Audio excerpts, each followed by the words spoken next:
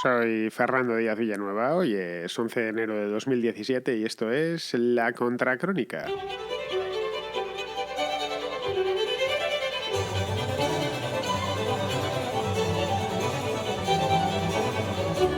El domingo pasado se entregaron los Globos de Oro en Hollywood, en la meca del cine. Supongo que los aficionados al séptimo arte lo conoceréis esta ceremonia bien, que se celebra siempre en el mes de enero. Esto de los Globos de Oro es como lo de los Oscars, pero unos meses antes. Los entrega la Asociación de Prensa Extranjera de Hollywood y se entregan siempre en enero.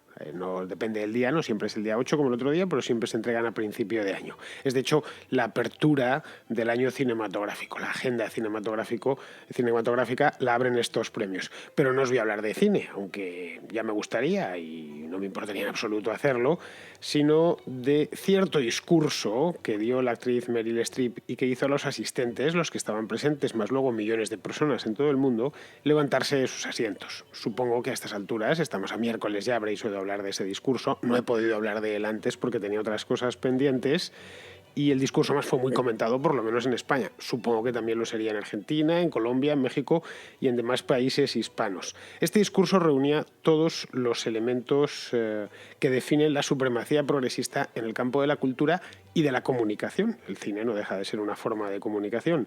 Meryl Streep, por lo demás, aparte de una actriz extraordinaria, es una fuera de serie dando discursos. No os podéis imaginar, la conocen allí como Meryl Streep Speech, de lo buena que es. En fin, no hay más que escuchar este discurso para saber por qué la cultura es de izquierdas.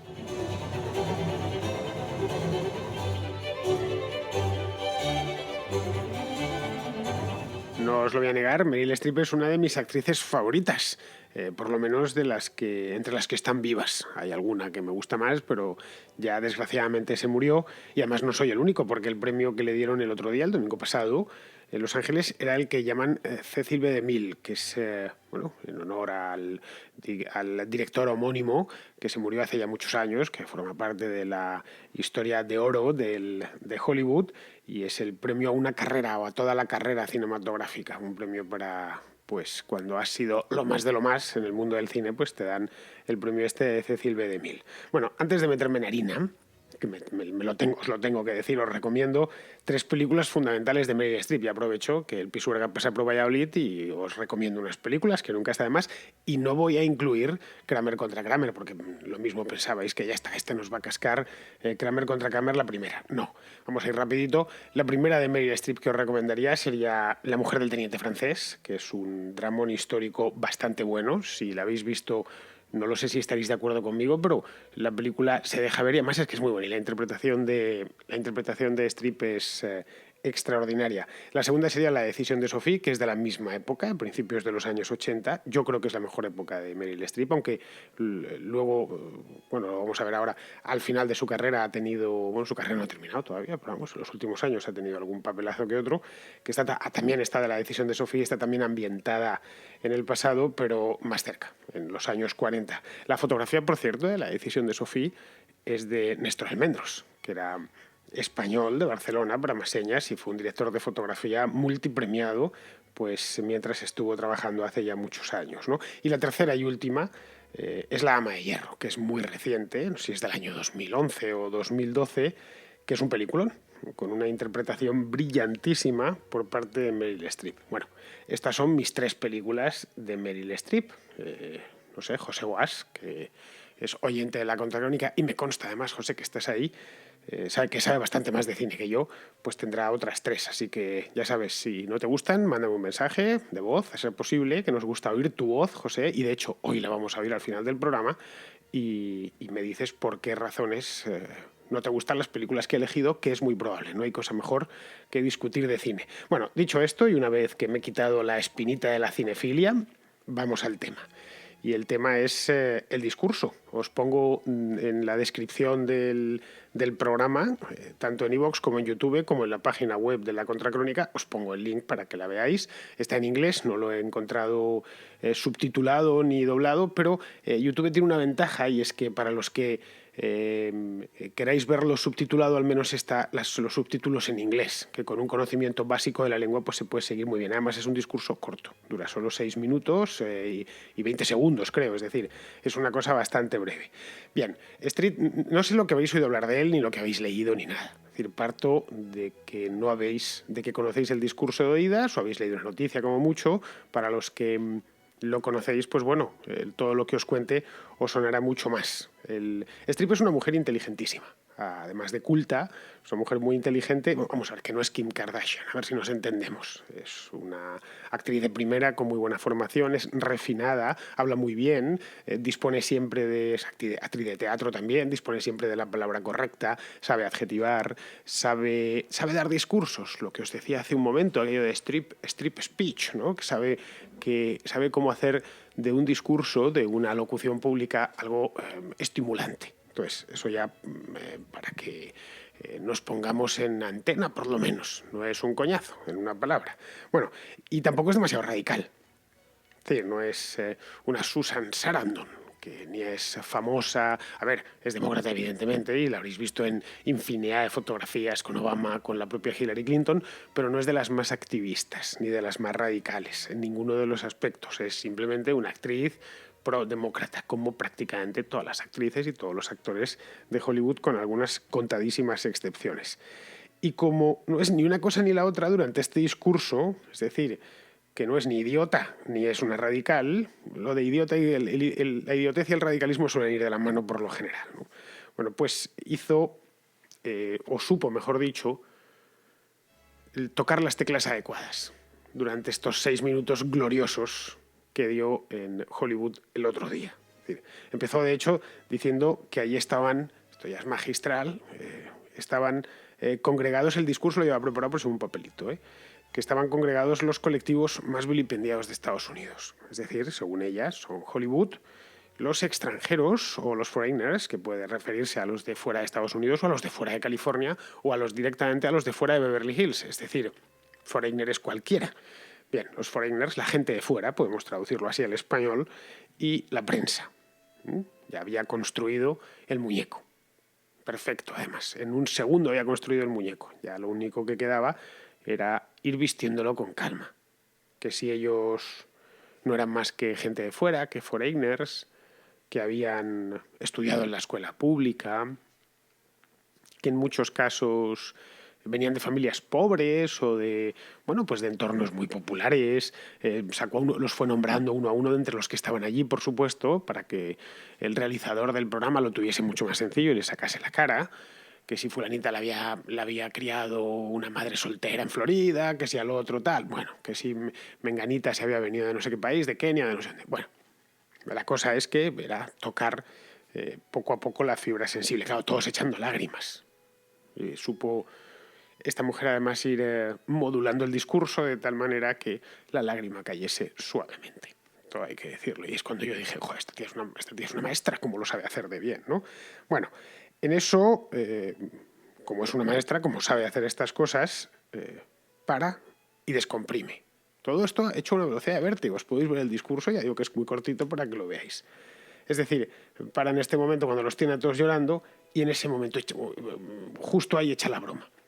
Y viene a decir algo así como que si nos echan, no si nos echa fulanito, si nos echan, pues lo único que van a poder ver los americanos es fútbol y artes marciales, con la coletilla de que esas no son artes, no son propiamente artes. Bueno, los aficionados al karate, al judo y a esas cosas no sé si les parecerá bien, pero en fin. Bueno, y en ese momento pasan de la lágrima al aplauso y a la carcajada. No me digáis, el tobogán de emociones, la montaña rusa de emociones que solo los verdaderos maestros saben manejar bien. Y cuando los tenía todos con la risa floja y el aplauso, bueno, y el bienestar corporal que genera reírse, desde de las sensaciones más placenteras que hay, el pegarse unas buenas carcajadas, eso creo que lo llaman ahora risoterapia. Bueno, en español decimos el descojonarse. Cuando estoy descojonado, pues te sientes bien, ¿no? Y dices, me he muerto de la risa, caray, por eso vamos a espectáculos para que nos cuenten chistes y cosas por el estilo, ¿no? Nos juntamos con gente que es divertida y no con tipos que son aburridos. Bueno, pues en ese punto, cuando los tenía ya dispuestos, metió el aguijón hasta el fondo, diciendo que sí, que se habían hecho muy buenas interpretaciones a lo largo del año 2016, que es lo que se estaba premiando el domingo ahí en Los Ángeles, en los Globos de Oro, lo que estaba premiando la Asociación de la Prensa Extranjera de Hollywood. Dijo que su mejor interpretación no era lo que se había hecho en el cine, o en la gran pantalla, o en la pequeña pantalla. La mejor interpretación había ocurrido a cargo de alguien que supo hacer reír a su audiencia y enseñar sus dientes. Nada más. Sin citar ningún nombre. Es decir, se quedó ahí, que le había fascinado y que le había dejado sorprendida esa interpretación de alguien que había aparecido casi un poco como de la nada, pero que había detectado bien su audiencia, la había segmentado bien y les había hecho enseñar los dientes.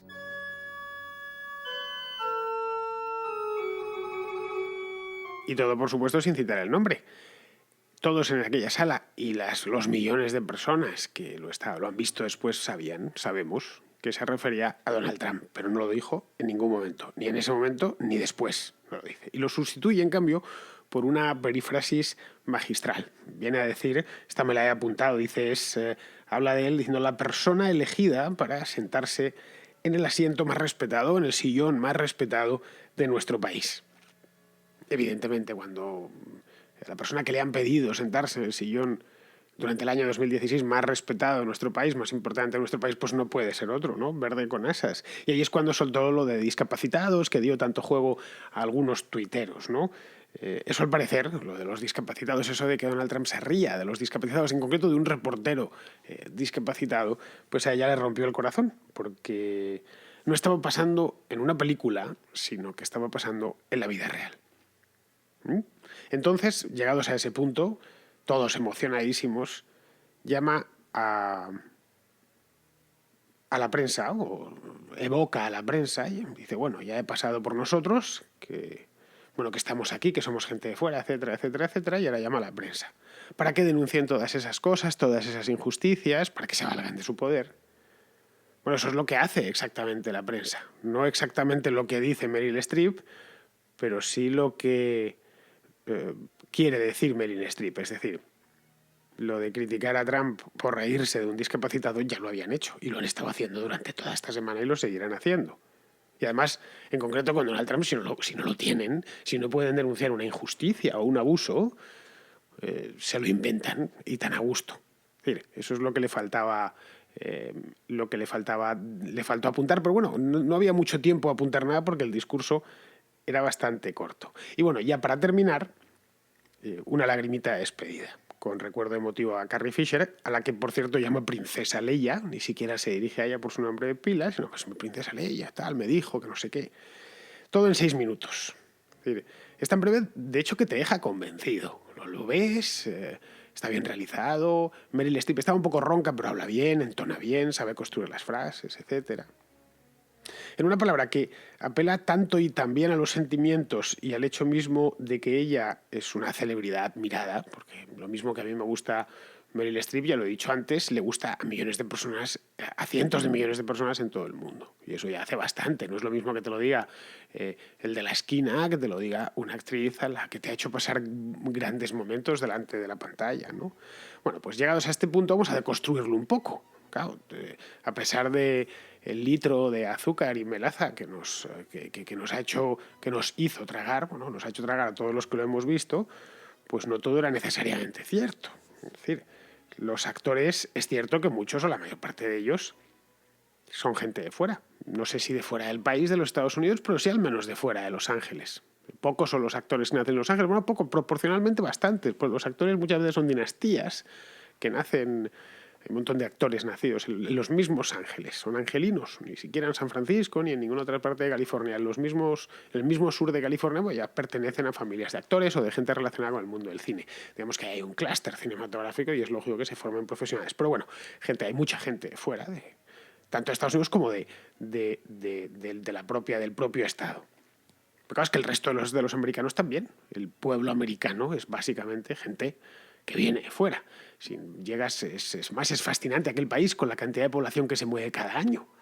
No es lo que sucede en los países europeos, donde es más difícil o es más raro encontrar a gente que esté moviéndose continuamente por el país. Es decir, que tú digas, pues yo viví 4 años aquí, 5 años allá, 7 años allá. Eso es muy, muy anormal. En Estados Unidos es una cosa bastante común. Alguien que haya nacido en Chicago, estudiase los primeros años allí, luego fuese al colegio en Denver, pero a su padre se encontró un trabajo en Florida y se fue para allá, luego él se va a estudiar a la Nueva Inglaterra y termina trabajando en Texas. Eso es una biografía relativamente común entre los norteamericanos. Es un país en ese aspecto que se mueve un montón. Y luego lo de que vienen de familias humildes, pues, familias humildes, trabajadoras, pues también es una cosa normal. Estados Unidos no es un país que tenga aristócratas, precisamente. Básicamente, clase media, trabajadoras, como todos los países del primer mundo, ¿no? Luego lo de los mítines de Trump, esto de que son vida real y que no es una película y que eso a ella le desconsolaba, bueno, pues no sé, las películas se nutren de la vida real, obviamente. Las grandes historias, los personajes, los guionistas los construyen sobre personajes reales, muchas veces sumando varios. Se han construido los grandes personajes cinematográficos. Pero es que además es mentira, en concreto, lo del discapacitado. Es decir, creo que Alonso llevaba el otro día en Twitter, puso unos cuantos vídeos en el que se veía que es algo relativamente común en Trump, que se pone así como si fuera mongolito y mueve los brazos, las manos, ¿no? Yo al principio cuando vi esto de Meryl Streep dije, bueno, pues lo mismo tiene razón y este tipo se estaba riendo de un periodista. Vale, bien, bueno, vale. Me parece mal, pues bien, pues una macarrada, fuera. Pero es que además es mentira. El hecho es que estos vídeos que Alonso nos enseñaba en Twitter, no sé si Alonso DM se llama. Alonso ha sido uno de los fue uno de los que cantaron la victoria de Donald Trump con anticipo. Es decir, habría que reconocérselo. Bueno, pues gracias a que vi esos vídeos vi que efectivamente que este hombre lo hacía. Pero si lo sabe Alonso, que está en España, pues no lo va a saber esta mujer. No lo va a saber el americano medio, digo yo, pregunto. Es decir, que lo mismo es que tenía algo de mala fe, o bastante mala fe. Y sabiendo que será un gesto muy común en Trump, que lo hace normalmente en los mítines porque no deja de ser un showman, que viene de la televisión, es decir, que justo ese día estaba cachondeándose de un reportero. Claro, pero esto de todas estas cosillas de somos pobres y de fuera y foreigners y Donald Trump es tal y cual, o bueno, Donald Trump no, es esa persona que han encargado para sentarse en el asiento más respetable de nuestro país, pues todo eso realmente no eran más que las muletas necesarias para trazar la línea entre el bien absoluto, representado por ellos, y el mal sin contemplaciones, que son los otros, sin definir, los demás. Debe ser a los que les gusta el fútbol y las artes marciales. Pero claro, entre los futbolistas, si nos vamos a la NFL, por ejemplo, digamos ya en el béisbol, también la mayor parte son venidos de fuera. O sea que si seguimos con este argumento stripiano, nos encontraríamos con que se quedarían sin liga. Sin liga de fútbol y sin las series de béisbol. Porque no hay más que ver los apellidos que están en los jugadores de béisbol. Martínez, Rodríguez, no sé qué, Calderón, tal. Que si la mitad son venezolanos, la otra dominicanos, tal. Es decir, lo que decía eso es perfectamente aplicable también al deporte, pero bueno, de cualquier manera, para eso hay que saber, para hacer lo que hizo Meryl Streep el otro día, hay que saber apelar a la emoción y saber hacerlo bien. Es decir, sin excesos a lo Michael Moore, que genera, ya solo su aspecto físico ya genera... porque este hombre hace 10 años o 12 años estaba gordo, pues que ahora está gordo y flácido, ahora es realmente un tipo desagradable, no sé si lo habéis visto últimamente. Bueno, entre muchísimos norteamericanos genera cierto rechazo, incluso norteamericanos progresistas o de izquierdas. El hecho es que esta mujer no genera rechazo, sino más bien todo lo contrario. Y lo sabe hacer bien. Y sabe tocar bien la fibra sensible. Y los seres humanos, a fin de cuentas, somos muy emotivos. Muchísimas más cosas de las que creemos las hacemos con el corazón y no con la cabeza. Tiene su parte buena y obviamente su parte mala. El corazón, en definitiva, es un músculo que el progresismo domina a la perfección. Y esa yo creo que es la razón por la cual son, no sé si los dueños del mundo, no todavía, pero sí al menos los dueños del discurso. Y no me refiero solo al de Meryl Streep.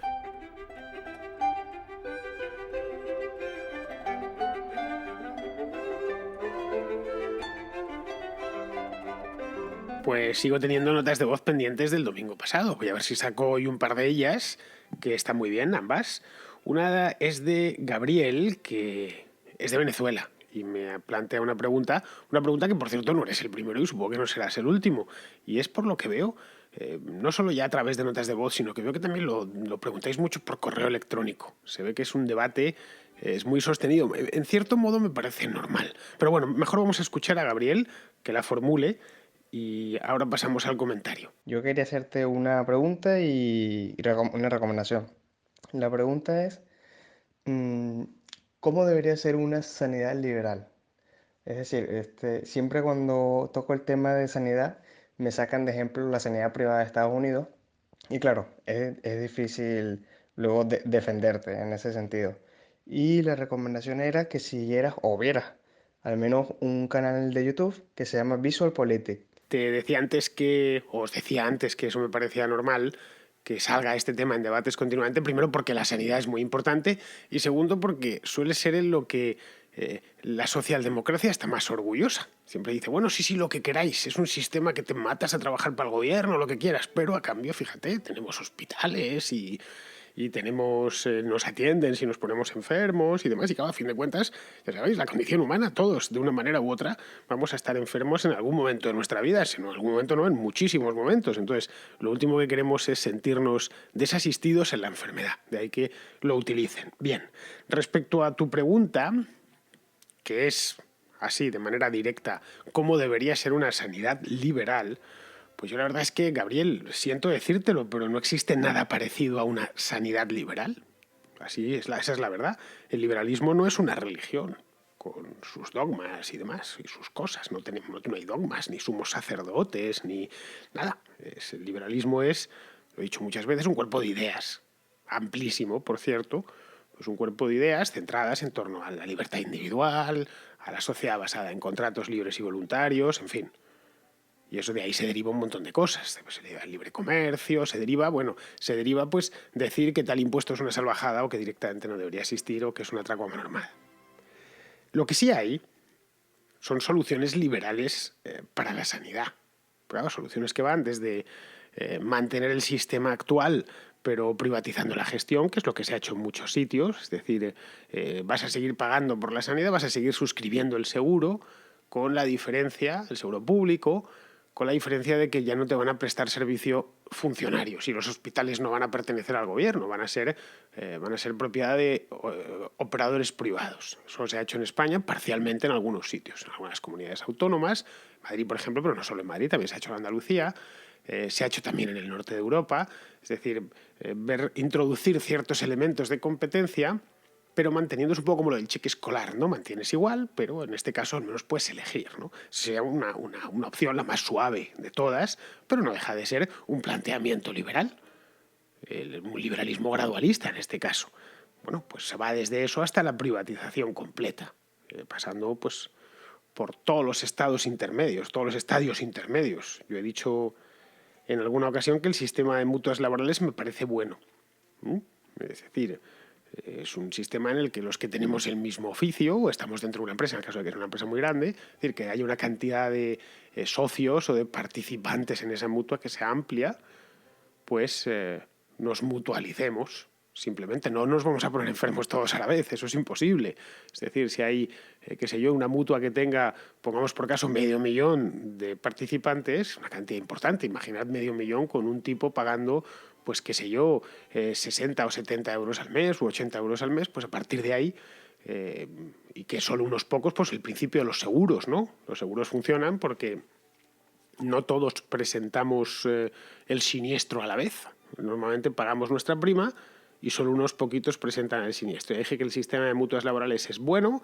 A fin de cuentas, todos necesitamos trabajar, menos los que son rentistas, y los que son rentistas pueden contratar el seguro médico que les dé la gana. Es decir, es un sistema que fomenta el trabajo, que fomenta el esfuerzo, que evita el fraude, ya que estás defraudando a otro participante y además se controla muy bien. En fin, lo he dejado por encima en más de una ocasión lo he dicho, que sería lo suyo, por supuesto, que los hospitales sean de gestión privada, simplemente. Me parece que es lo suyo, que un hospital no es muy distinto a cualquier otro negocio o a cualquier otro emprendimiento humano. unos costes, unos gastos, unos ingresos, etcétera, etcétera. En España, de hecho, el sistema de mutualidad funciona y muy bien con los funcionarios. Los funcionarios no van a la seguridad social, van metidos en unas mutuas y no quieren salir de ellas.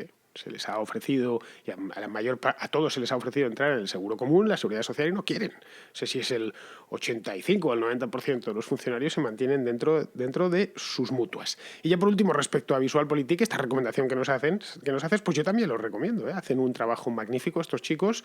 Yo me veo todos sus vídeos, no falta ni uno. Algunos me los he visto 2 veces porque están muy bien trabajados. Ha sido un soplo de aire fresco, la verdad.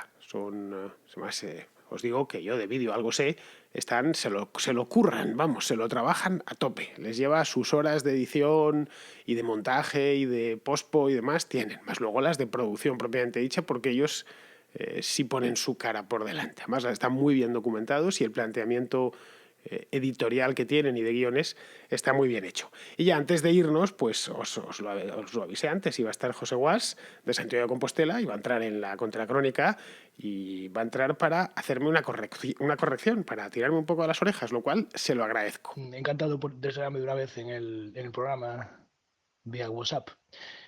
Aunque sea para aplicarte una pequeña corrección lingüística que sé que me permitirás como gran profesional que eres. El otro día cuando estabas hablando del asunto de Transjordania, Cisjordania, etcétera, sacaste a la colación la expresión West Bank y que te causaba a ti, bueno, un poco de confusión porque lo asociabas con Banco del Oeste o algo así. Ahí tienes que tener cuidado con la traducción literal porque bank, aparte de banco, para localización geográfica quiere decir lado o orilla, tu orilla también. Por ejemplo, cuando hablas de la orilla del río dices bank, the river bank. Entonces, en este lado, West Bank se refiere a la zona de Cisjordania, que está al oeste. La zona oeste, la orilla oeste, como quieras llamarla. Pues, ¿qué os voy a decir? José tiene razón, es cierto. West Bank, que a mí me suena a Banco del Oeste, pues significa también Ribera Oeste, porque bank, en una de las acepciones en inglés que tiene, es una palabra también muy polisémica, no solo en español, sino en inglés, pues es ribera de un río, nada más. Entonces, efectivamente, el West Bank es la ribera oeste la margen oeste, que dirían en Bilbao, ¿no? La margen oeste y la margen este. Bueno, pues la margen oeste del río Jordán. El río Jordán nace en el Antilíbano, creo, por ahí. Pasa el mar de Tiberíades y va a desembocar al Mar Muerto. Y a la derecha, siempre se dice ribera derecha o ribera izquierda, desde la cabecera hacia la desembocadura. Pues a la ribera derecha es donde está lo que es Cisjordania, como me decía el otro día Alberto Garín. Muy bien, pues hecho corregido este error. Muchas gracias, José, por ilustrarnos. La verdad, a fin de cuentas, oye, tú tienes ventaja. No solo eres un cinéfilo de primera, sino que además eres profesor de inglés, cosa que eso te da una ventaja o te da un conocimiento del que los demás carecemos. Yo la verdad es que ya me gustaría no hablar inglés como tú, pero hablar inglés a un 25% de lo que lo hablas tú. Muy bien, bueno, pues antes de irme, ya con esto me despido sí o sí, os recuerdo lo de la contraportada que es para este sábado. Ya sabéis, librito, un libro, 1 minuto de duración, mensaje de voz al 690-827909 para este sábado 17 de enero. El primer programa, espero que sea el primero, especial sobre libros aquí, en la Contracrónica. Entre tanto, me despido de vosotros. Hasta mañana.